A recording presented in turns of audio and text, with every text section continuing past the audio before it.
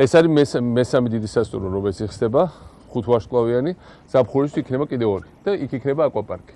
ესე 5 სასტუმრო 5 ვარსკვლავიანი უკვე იქნება 2012 წელს ანაკლიაში. 2 წლის წინ არ იყო არაფერი. და იყო სუჭაობი. და ეს არის ის, რომ ესე იგი წარმოიდგინე, ხა გუშინ ბათუმში ვიყავით, მთელი დღე ზეზე დავიწვი, მე ადიხარ 45 წუთს რეალები ძალიან მაგარ თოლში. კომბინაცია ყველაფრის და დღეს რამდენჯერმე კი სულ მაწამდე ზღვაში ჩასვიყავ, უბრალოდ 23 გრადუსია ზეზე. რამ კარიბები და რა მექსიკა და რა ეგვიპტე თუნდაც. ძალიან მაგარი და წარმოუდგენელი და აქ და აკვაპარკი ზაფხულში იხსნება.